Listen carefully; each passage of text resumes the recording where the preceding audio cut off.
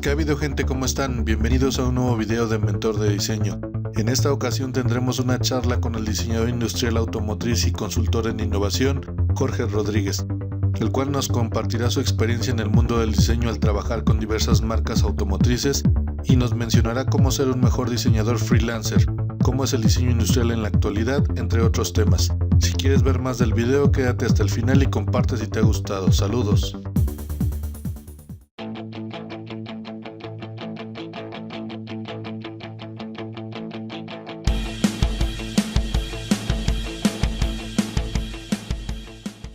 ¿Qué tal, tocayo? ¿Cómo estás?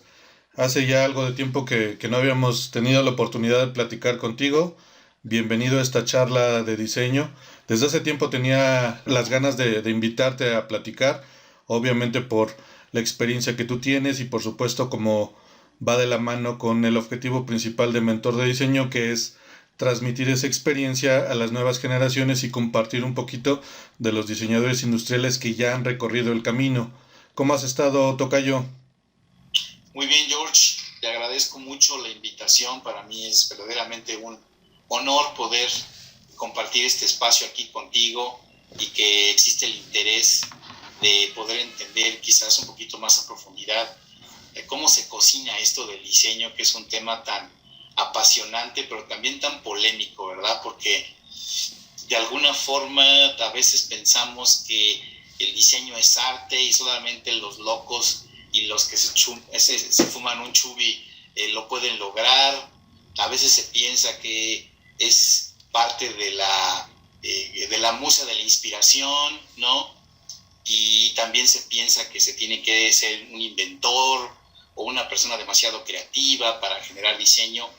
Y pues ojalá en este espacio que me has brindado para charlar un poquito de eso, pues yo pueda expresarles lo que yo he aprendido a través de 25 años ya de carrera como diseñador industrial, aproximadamente unos 23 años de como maestro también en el ramo del diseño en distintas universidades y también como investigador del diseño, ¿no? Porque ha sido para mí importantísimo poder tener estos tres enfoques trabajando al mismo tiempo, porque si uno nada más se dedica a la práctica profesional, uno se embebe en ese ámbito. Para mí el dar clases es lo que me hace seguir aprendiendo, seguirme cuestionando, de que si lo que estoy haciendo a nivel profesional es lo correcto, ¿ves? Pero para poderme contestar, la práctica profesional no lo hace, entonces tuve que incurrir en la investigación y muy propiamente aprendiendo o vertiendo conocimientos de filosofía aplicados al diseño, ¿ves? Claro. Para poder entender, como llaman por ahí los investigadores, la epistemología del diseño, o sea, el origen, el propósito del diseño como tal. Y estos tres pies, yo le llamo un trípode, ¿no? Me ha permitido entender el diseño de distintas maneras que afortunadamente pues me ha llevado por caminos exitosos en el ramo, ¿no? Entonces, muchísimas gracias por la invitación, Jorge. Muchas gracias a ti, tocayo.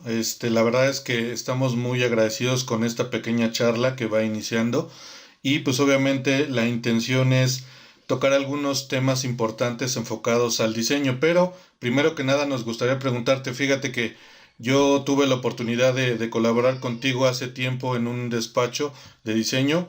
Me acerqué con Alexander Morales y él en ese entonces trabajaba contigo y pues ahí tuve la oportunidad de conocerte en Ompel específicamente. Yo no tuve la oportunidad de que me dieras clases, pero también te conozco de la UAMX.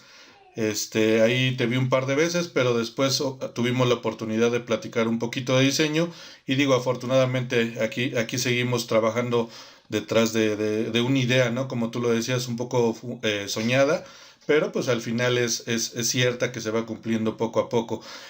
Quisiera preguntarte primero que nada, que eso sí no conozco, ¿tú de dónde eres egresado? ¿De qué escuela eres egresado?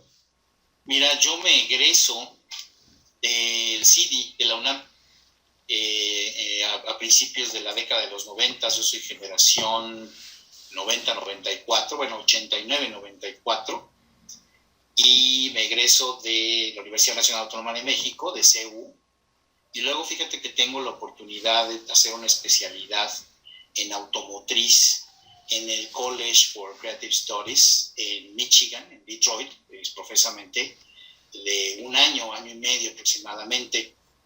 Y eso, pues, obviamente me llevó a los rumbos a donde ahora me dirijo. Bueno, desde siempre me han encantado los autos, ¿no? Entonces yo siempre le tiré como diseñador industrial a la industria automotriz y afortunadamente lo logré, ¿no? O sea, sí logré llegar ahí a las grandes ligas y para mí fue pues verdaderamente un momento muy apasionante de mi carrera, ¿no? Excelente. Pues mira, yo como estudiante de la Universidad Autónoma del Estado de México, escuché muchos comentarios de tu trayectoria, algunos muy acertados, unos no tanto, etcétera, etcétera. Pero la verdad es que a mí me gustaría que tú nos contaras a grandes rasgos la trayectoria que has tenido, en dónde has trabajado, qué has hecho. Pues mira, como te comentaba yo, estudio en la UNAM a principios, en la primera mitad de la década de los 90 del siglo pasado. Suena ya raro, pero fue el siglo pasado. Y desde siempre yo era amante de las máquinas, de los autos, de los aviones, de los trenes. Desde siempre, desde que yo recuerdo, la ciencia ficción para mí era fascinante. Entonces, yo a la edad de los 11 años un día vi un documental en Cablevisión que tenían mis papás sobre los estudios de diseño de General Motors. Y ese programa mostraba cómo eran los estudios, lo que hacían, y también estaba secuenciado por el primer programa de diseño automotriz que se daba en el Art Center College. Y entonces ahí yo veía cómo los chavos dibujaban los autos y hacían sus modelos a escala. Y eso para mí fue así que, una cosa, yo quiero estar ahí, yo dije, ¿no? Entonces, pues la vida me fue llevando, afortunadamente, a conocer el mundo del diseño industrial a finales de los 80s y me di cuenta que yo ahí posiblemente tenía pues una rampa, ¿no?, de acceso a ese sueño. Y así fue, fíjate, en la segunda mitad de mi carrera entré al taller de movilidad, de automotriz. Éramos un grupo como de 12 personas, los apasionados, ya fue eso en sexto semestre, y cayó un proyecto padrísimo que fue el desarrollo, la participación en el desarrollo de un auto solar, de competencias. Y pues yo de volada me involucré con ellos, y para no hacerte el cuento largo, el vehículo se construyó, se llamó Tonatiuh, el auto, lo llevamos a competir a Estados Unidos, Australia, nos tardamos 3 años en construirlo. Fue un grupo multidisciplinario de diversos estudiantes de distintas universidades, patrocinados por muy diversas empresas y soportados institucionalmente por el Instituto de Ingeniería de la UNAM. Y yo ahí aprendí a convivir con ingenieros, porque nos enseñan a veces en las escuelas de diseño, digamos que la atmósfera es de que el ingeniero es como tu némesis, ¿no? Es el que te va a coartar tu creatividad y tienes que tener cuidado con él. Y no, o sea, los ingenieros deben de ser nuestros mejores aliados, amigos. El haber participado en Tonatiuh me dio unas tablas enormes en todos los sentidos, ¿no? Y para finales de mi carrera, yo ya había participado inclusive, bueno, en 2 carreras internacionales, una en Estados Unidos, recorrimos casi 2,000 kilómetros de Indianápolis a Colorado, y ahí ganamos 2 preseas muy importantes, y le ganamos, una de las preseas se las ganamos al MIT, por cierto, por el mejor uso de materiales compuestos, porque fue muy original el diseño de nuestro vehículo. Y en Australia, al año que sigue, uno atraviesa todo el desierto australiano, de norte a sur, 3,020 kilómetros. Y esa fue otra proeza, ¿no? O sea, fue también algo padrísimo, no solamente llegar hasta Australia con todo el equipo, el auto y toda la gente que tuvimos que participar, sino la vivencia ya con todos los equipos y todo. Entonces, esas tablas, que no solamente son de diseño, sino son aprender a seguir un sueño, a hacerlo realidad, a convivir con personas de otras profesiones y a dialogar y a, ¿cómo se dice?, llegar a decisiones comunes con ellos, fue para mí fundamental. Esas tablas hicieron que yo para finales del 97 pudiese yo ingresar a General Motors. Y en General Motors ingresé yo como, pues literalmente como ingeniero, pero allá adentro tuve la oportunidad de conocer a Alexander Morales, que estaba iniciando el estudio de diseño. Y entonces, pues confía en mí y me contratan y empezamos el pequeño estudio de diseño con otro colega, Humberto Ortiz, que ahorita de hecho trabaja en estudios de diseño en General Motors, excelente sketcher y diseñador también. Y tengo oportunidad de hacer un principio de carrera allí. Allí en General Motors aprendí muchísimo. Tuve oportunidad de liderar todo el diseño de interiores de lo que fue el Chevy C2, ¿no? La renovación del C2. Uh-huh. Estuvo a mi cargo. Estuve trabajando en Detroit, Michigan, desde el 2001 hasta el finales del 2003. Ahí es donde tengo la oportunidad de estudiar en el CCS la especialidad en diseño automotriz y modelado avanzado. Y pues para mí toda esa parte de mi carrera fue muy, muy importante, ¿no? Porque haber llegado finalmente a estudios de diseño cuando yo tenía 11 años, que dije yo tengo que estar ahí, después de trabajar muchísimo, porque yo, por ejemplo, cuando estaba en la carrera no sabía hablar inglés. Y cuando entré al proyecto Tonatiuh, había asesores que hablaban inglés. Entonces, casi todas las juntas se hacían en inglés, porque había 2 asesores ingleses, uno americano. Y yo en una frustración terrible, entonces me tuve que poner a aprender así a inglés de manera... a marchas forzadas. A marchas forzadísimas. Y tuve oportunidad que para el 93 me enviaran ya como corresponsal en un pequeño grupo a la primera carrera de Australia, pero ya en el 95, en el 96 fuimos ya compitiendo con el vehículo, entonces pues, tuve que aprender y eso me dio también las tablas para poder entrar a General Motors y entonces pues ya sabía yo mucho con respecto a lo que se tenía que hacer, ¿no? Y el primer día que yo estuve dentro de estudios de diseño de General Motors y pensé que 14 años antes era mi sueño, pues yo me sentí realizado, ¿me explico? O sea, me tardé 14 años en llegar, pero lo hice. Pero lo hiciste, exacto. Y entonces, para mí fue muy importante. Luego, pues, en el 2004, por cuestiones de política, cierran el estudio de México.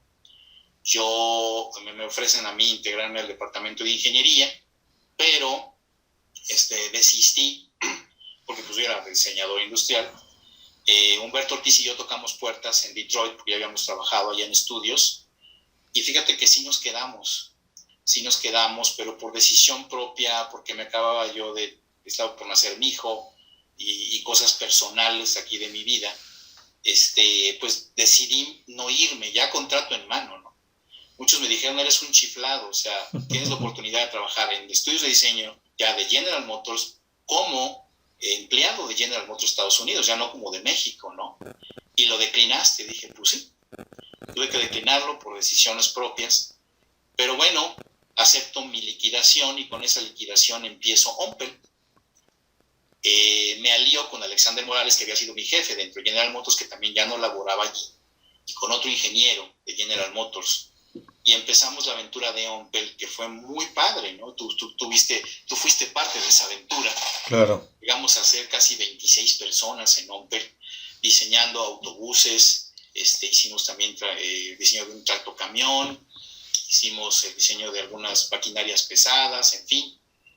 Fue muy, muy padre mientras duró, pero pues llegó la crisis de los Estados Unidos, la que atacó a los bienes raíces, y eso le pegó durísimo a la industria en la que nosotros estábamos metidos, y pues nos tronó, ¿no? Nos tronó por completo. Acabamos, pues ahora sí que diluyéndonos con unas deudas bárbaras, y me duró el gusto de terminar de pagar las deudas y todo hasta el 2009. Entonces, a partir de ese momento yo agarro y digo, ¿sabes qué? Ya me reinvento. Ya la tecnología estaba muy buena para empezar a tener conversaciones en línea. Y me quedo de asociado con uno de los originales socios de Ompel, que tiene una empresa en México que se llama Taxa, que hacen excelentes productos para la industria del autotransporte, con corte láser, troquel y fundición en aluminio y todo eso. Y me quedo con él varios años haciendo proyectos muy diversos para Air Design, para SEAT, para Volkswagen, para Nissan, y tenemos bastante éxito. En el inter de todo eso yo sigo dando clases, ¿no? Y doy clases en los TECs, y en la Ibero, y en la Náhuac, y con Rigoletti, Casa de Diseño, también tuve una gran participación con ellos. Y me volví su director de proyectos especiales, ¿ves? Y Alberto Rigoletti, pues que es un cuate muy carismático y con muchos contactos, consiguió muy buenos proyectos de visión y de innovación con Audi, con Ford, con Chrysler, Con y Nissan, todos, perdón, con Nissan también, ¿no? con Nissan, y todos se resolvieron de manera muy, muy exitosa, ¿no? Entonces todos esos momentos fueron muy buenos.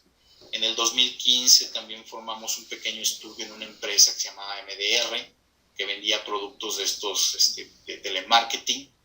Estuve un año ahí asesorándolo, porque él era el líder de ese estudio. Se hicieron cosas también muy, muy padres, de muy diversas índoles, no necesariamente de movilidad y automotriz, sino más bien de producto diverso. Y literalmente ya a partir de 2015, que me separo de ellos, empiezo a colaborar con la Universidad de Cincinnati. También otra vez me contratan como un asesor de innovación y les empiezo a asesorar sus proyectos que hacían con General Motors, con Crown Leaf Trucks, con Chrysler, con empresas de ese nivel, en puros proyectos de visión, ¿no? Proyectos de visión para 2035, para 2040, y me empiezo desde el 2015 a empapar de todo lo que es innovación, a meterme durísimo en el tema para poder aprender a hacerla, y empiezo a amalgamar junto con Juan Antonio Islas un algoritmo de innovación, ¿ves? Que había yo empezado a desarrollar desde finales del 2009-2010, que era esta parte de entender el diseño, ¿no? Como tal, porque no me cuadraban las cosas, ¿ves? Entonces empecé a desarrollar muchos modelos teóricos, filosóficos, pero en el 2015 ya le empecé a poner orden. Y a la fecha, pues me he dedicado literalmente a ser asesor en innovación, en diseño avanzado, tanto para universidades en los Estados Unidos, también como empresas como Mazda, como Ford Motor Company, en fin, muy diversas empresas, ¿no? Y actualmente ahorita estamos tratando de aterrizar ese algoritmo con inteligencia artificial. Entonces, pues ha sido una trayectoria muy divertida, ¿ves? De muchísimo trabajo, pero muy, muy divertida. Excelente, pues creo que como referencia de todo lo que nos has mencionado, creo que el siguiente paso sería que nos compartieras un poquito sobre la visión que tienes de cómo es el diseño en la actualidad. ¿Cómo percibes tú al diseño en la actualidad, al diseño industrial en específico? ¿Cómo lo ves? Pues mira, hay diferentes corrientes según yo lo he visto, ¿no? Y también hay muchos vicios. Lamentablemente, y ojalá en las academias no me vayan a linchar por esto, las academias todavía tienen una visión a veces un poco bauhausista del diseño, ¿no? Y también hay una contaminación sobre lo que es la innovación, ¿no? O sea, es un término que como que se ha coloquializado porque todo el mundo lo quiere manejar, pero en realidad nadie sabe lo que verdaderamente es, ¿no? También está este otro término del design thinking, que acuñado originalmente por IDEO, ¿no? Por los hermanos Kelly, ¿no? David Kelly, Tom Kelly. Y esto del design thinking es algo bien interesante, pero también se ha tergiversado, se ha desvalorizado, porque hay charlatanes, ¿no? Entonces, hay veces que en las escuelas dicen, no, es que hacemos design thinking y todo eso, pero cuando uno está allí, cuando uno ha visto en las escuelas lo que hacen, pues en realidad falta bastante por entender qué es, ¿no? Porque tiene una gran complejidad detrás. Entonces, te puedo decir que se puede entender lo que es el diseño industrial en Latinoamérica y en economías semejantes, lo que es el diseño industrial en economías como los países europeos y Estados Unidos, varía, ¿no? Son visiones muy diferentes. Definitivamente México está en una franja de producción, ¿no? ¿Y qué quiere decir? Que si estamos en franja de producción, lo que está pegado a la producción, pues ¿qué es? Por un lado marketing y ventas y por el otro lado ingeniería, ¿no? Entonces, los diseñadores industriales a veces pues acaban mucho siendo parte de ingeniería de producto. ¿Y qué es lo que está al lado de ingeniería de producto? Pues diseño, ¿no? Y luego innovación. Entonces, pero esa franja ya no está dentro de México. Normalmente esos están en los países de las empresas que gestan el diseño, que llevan la vanguardia a nivel mundial. Claro. Entonces, ¿cómo veo el diseño? Literalmente en Latinoamérica, primitivo. Se tiene una visión muy pobre porque se piensa que diseño es estética. Se piensa que diseño es embellecer los cacharros que hacen los ingenieros, ¿no? Ya tenemos este cacharro, vamos a llamar a un diseñador para que haga una bonita carcasa y se acabó, ¿no? Y realmente la visión del diseño no es esa, ¿no? La visión del diseño debe ser en cómo encontrar áreas de oportunidad que están relacionadas obviamente con los humanos, con los seres humanos, en donde uno debe de percibir emociones disruptivas. ¿Qué quiere decir esto? O sea, cuando una persona está en un fenómeno, está en una circunstancia, haciendo algo, una rutina humana cualquiera, y hay emociones que lo frustran, que lo molestan, que lo confunden, que le hacen anhelar algo que no está allí, que le causan dolencia, todas esas son pepitas de oro para detonar nuevas ideas, ¿sí? Los diseñadores debemos de entender eso, y obviamente está en relación a los seres humanos, y los seres humanos somos entes psicológicos y emocionales, o sea, somos una dualidad entre racionalidad, emocionalidad, en donde la emocionalidad cubre la racionalidad por estructura propia del cerebro, ¿no? Más de un 80%. Las decisiones que tomamos como seres humanos somos más de 85% emocionales, ¿sí? La racionalidad no cabe allí. Sin embargo, se piensa que el diseño es emocionalidad y no necesariamente. ¿Sí me explico? Claro. Si quieres, ahorita platico un poquito más de eso, pero para cerrar tu pregunta, creo que el diseño industrial está evolucionando. Creo que ya no debiera llamarse diseño industrial. ¿Por qué? Porque yo me he dado cuenta a través de mi carrera, a través de mi experiencia profesional, que cuando estudié, pues obviamente me enseñaron estética, me enseñaron procesos diseñísticos, dibujo, me enseñaron procesos de manufactura y materiales, a trabajar con herramientas, y yo dije, ya, ¿no? Ya estuvo. Cuando trabajé en General Motors, yo me desempeñaba muy bien, verdaderamente, fui muy exitoso dentro de General Motors. Me llevé un premio que se llama el Sherman Honors Award dentro del proyecto del Chevy C2, que solamente entregan a 25 miembros de todo un equipo que fueron los más sobresalientes. Entonces yo tuve oportunidad de ser uno de esos 25 miembros dentro de casi 600 personas que participamos en el Chevy C2. Entonces fui muy exitoso, ¿ves? En General Motors. Pero cuando salgo a ser emprendedor, y eso tú ya lo viviste, ¿no? Te das cuenta que el diseño es un 15%, ¿no? O sea, tus habilidades como diseñador e ingeniero son un 15%. Y el resto, pues, es que tú tienes que tienes que aprender de contabilidad, de finanzas, de administración de empresas, de planeación, de negocios, de recursos humanos, de ventas, de marketing. O sea, es una mare magnum de otras disciplinas que requieren carreras, ¿no? Claro. Para poder aprenderlas. Fíjate que en ese sentido, perdón que te interrumpa, pero para nutrir esa parte, justo la formación universitaria que creo yo prevalece en México y en muchos países en Latinoamérica, hace falta como un poquito evolucionar a esa parte, porque desafortunadamente tenemos como una educación muy marcada en la que nos enseñan a ser empleados, ¿no? Entonces, creo que también haría falta contribuir en el nivel universitario específicamente, o inclusive desde antes, si es posible, empezar a tener algunas clases o algunas áreas de oportunidad de mejora para, pues obviamente, en primera, aprender a ser emprendedor, ¿no? Si de alguna manera la tendencia va hacia ese lado, no solo en el diseño, sino en otras áreas económicas, fortalecer ese perfil, porque de repente yo me enfrenté a situaciones, como tú bien lo decías, El manejo de la contabilidad como emprendedor es totalmente diferente a si eres partícipe de una empresa. Si por ejemplo eres independiente, debes de saber venderte. ¿Cómo vendes diseño en México? ¿Cómo vendes diseño en Latinoamérica? Eso es un reto.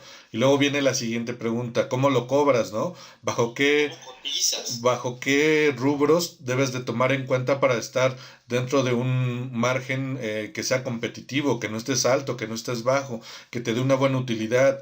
¿Bajo qué limitantes vas a condicionar ese costo, no? Entonces, creo que desafortunadamente nuestra formación no está enfocada a esa parte y pues está carente de esas situaciones y obviamente en el día a día de un emprendedor pues las vas aprendiendo a golpes, a trancazos, las vas aprendiendo, se tienen que forzar, pero quizá esa es una buena área de oportunidad que en la parte de educación tendríamos que reforzar, ¿no? Fíjate que me he puesto a debatir ese punto que tú dices y te voy a decir yo que he concluido, porque no siempre he tenido una resonancia en esto que te voy a comentar. Hay algunos que lo piensan más a favor de lo que yo te voy a explicar ahorita, pero hay otros que no están de acuerdo. Pero en fin, yo creo que por eso estamos aquí, ¿no? Para que cada quien pueda por lo menos decir, ah, caray, no lo había yo pensado, o si ya lo había pensado, este cuate piensa como yo, y si Claro. no, es cuate, pues no me gusta como piensa, ¿no? Sí, adelante. Pero te voy a decir qué pienso al respecto, y es lo que yo le digo a mis alumnos. A veces esperamos que las universidades sean el todólogo, ¿no? O sea, nos enseñen todo y nosotros salir como navaja suiza ahí para Claro. enfrentarnos al mundo. Pero yo honestamente, con el aprendizaje del diseño es tan complejo. Y aparte de todo lo que acabamos de decir, de cosas que uno tiene que aprender como emprendedor, como diseñador me he tenido que enfrentar a tener que entender la psicología humana a través de las neurociencias, pero también a través de la psicología y a través de la sociología. Y le he tenido que entrar a la filosofía y entender modelos filosóficos para poder entender la práctica del diseño, ¿me explico? Y así como eso, pues también cuando te ves en relación a la parte de la ergonomía y los factores humanos que tienen que ver con la máquina humana como tal, pues te tienes que ir a la parte fisiológica y médica. Entonces dices, carajo, si una universidad tuviera la capacidad de demostrar todo eso, pues imagínate, ¿no? Y luego hay otra situación aquí. Hay un modelo, híjole, no me acuerdo del nombre de esta persona, pero luego, a ver si te lo paso y lo pones ahí ahora sí que En, en tu edición. en la descripción del En video las lo puedo. descripciones, Ajá. es un modelo que se llama Concept to Knowledge, que dice que la capacidad de tener criterio para tomar decisiones se va incrementando dependiendo del knowledge, o sea, dependiendo del conocimiento que uno va metiendo a la cabeza. Pero lamentablemente, cuando estamos chavos y jóvenes en la universidad, nuestro cerebro es una máquina, es como una Mac, pero sin programas, ¿no? Claro. Sin información. Y entonces, el poder nosotros desarrollar heurísticas de conocimiento en nuestro cerebro demanda muchísimo trabajo y experiencia, o sea, trabajo empírico, porque el conocimiento no solamente es la información que nos brindan nuestros profesores, el conocimiento se desarrolla en el momento en que yo obtengo esa información, la entiendo y la proceso, la practico, en esa práctica yo veo qué estoy captando y qué no, y veo si los resultados que yo soy capaz de generar son los mismos que me dijeron que debería de generar. Es todo un proceso. Claro. Por eso la actividad del diseño industrial tiene que ser tan manual. Y ahorita están vertidos hacia la teoría, ¿no? Claro. Entonces, ¿qué pasa con este concepto de concept to knowledge? Los chavos literalmente no están teniendo la capacidad, no por burros, sino por inmadurez cerebral, de entender esa gran complejidad que se llama diseño para poder ejecutar. Ahora imagínate la complejidad de ser emprendedor. Aquí hay algo bien importante porque yo desde siempre me he considerado, aparte de bueno para generar cosas en el tema creativo, siempre he encontrado una habilidad que destaca en varias personas, pero eso no es suficiente para ser un buen diseñador. Tienes que rodearte de más herramientas, skills que te permitan, ya sea un curso de fotografía, un curso de idiomas, un curso de emprendimiento, un software en específico, procesos en específicos para lo que te vas a dedicar, y todo eso adicional debes de ser de alguna forma como autodidacta, porque si no lo ves de esa forma, como el hecho de ser diseñador industrial es multidisciplinario y a la vez tiene vínculos con otras áreas como la ingeniería, como la arquitectura, la mercadotecnia, la psicología del color, muchas cosas, pues es como un mundo muy vasto que si no eres capaz de por lo menos retener ciertas cosas, pues eres insuficiente, ¿no? Para una demanda que así lo pide. Exacto. Y fíjate que para contestarte a eh, digamos que tópico que estamos manejando, yo he visto que las universidades simplemente te dan un llavero, ¿ves? Ujú. Y las puertas las tiene que abrir uno, como bien lo acabas de decir, ¿no? Entonces, yo a veces he comparado el diseño como la medicina. Pues sabes que en la medicina, pues digo, puede ser doctor, ¿cómo le llaman? El doctor general, General, ¿no? ajá, o con especialidad. O el doctor con especialidad, pero si realmente quieres ser un excelente doctor, ¿cuántas especialidades tienes que estudiar? ¿Me explico? Claro, Lo mismo con el diseño, y eso que tú estás diciendo ahorita, que tiene uno que ser autodidacta, es cierto. Tiene uno que meterse a estudiar todo el tiempo. Entonces, si como diseñador no lees, no te entrenas, no te capacitas y no practicas, literalmente no puedes hacer diseño. Entonces, ¿qué pasa con este modelo de concept to knowledge? A mayor knowledge, o sea, mayor conocimiento, claro. mayor capacidad de criterios tienes y vas destapando todos tus vías cerebrales, yo les llamo las heurísticas de conocimiento, ¿no? Para poder tener juicios y poder engendrar mejor diseño. ¿Me explico? Yo me he dado cuenta que el diseño, cuando nos los enseñan, pues te lo enseñan como una sola cosa, ¿no?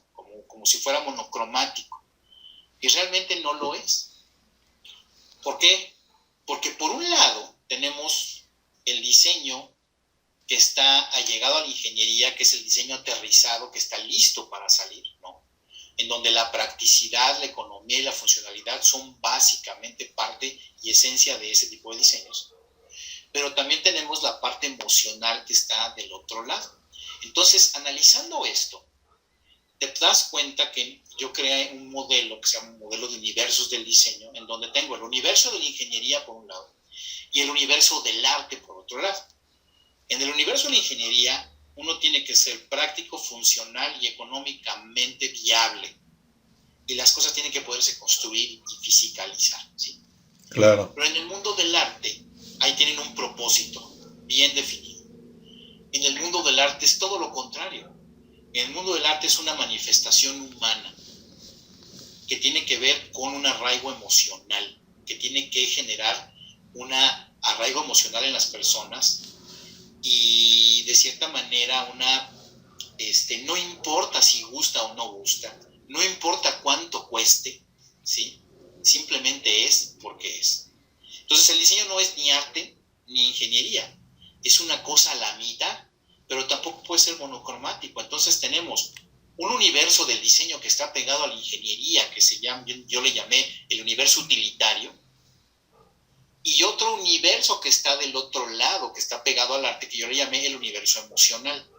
Y luego tenemos un universo de confluencia, que es donde ambos se juntan. claro. Entonces, si empezamos a analizar la cantidad de productos que existen, y servicios inclusive, y eso se puede aplicar a la arquitectura, al diseño gráfico, a todo, tenemos diseños cuyo propósito es el funcionar, el servir, el ser legibles, el dar un servicio y el ser económicamente equilibrados con su función y su propósito. Y hay diseños que están diseñados para simplemente generar apegos emocionales, Claro. en donde el humano se apega al objeto y transmite el mensaje que el objeto es, como en el caso de relojes, iPhones, Lamborghinis, joyas y cosas como esas. Claro. Pero en el mundo de confluencia, en el universo holístico que le llamamos universo de confluencia, que también en este modelo también participó mi colega Juan Antonio Islas, tenemos los proyectos de clase mundial, todos aquellos proyectos que ya tienen que ponderar y balancear el costo, la función y la forma, Pero hacer esto es bien complicado. Por eso es que este tipo de proyectos son proyectos de corporación, que tienen que ser desarrollados con procesos de diseño y manufactura muy, ¿cómo se puede decir? Especializados. Son costosos, porque son productos que van a surgir para dar servicio al mundo. Y lo va a consumir un chino, igual que un brasileño, igual que una persona que vive en Alaska. Claro. ¿Me explico? Sí. Entonces, hay diseñadores que podemos tener la capacidad de ser universalistas y entender todos los universos. El universo de la estética y el universo del funcionalismo, a donde tenemos materiales, procesos, mecanismos, y del otro lado pues tenemos metáforas, estética aplicada muy avanzada, ¿no?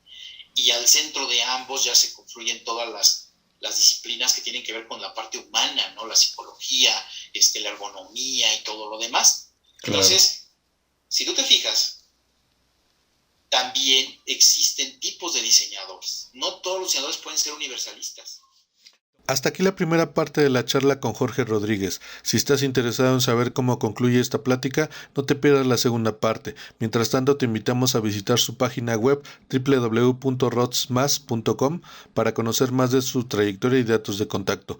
No olvides suscribirte al canal y compartir. Saludos a todos.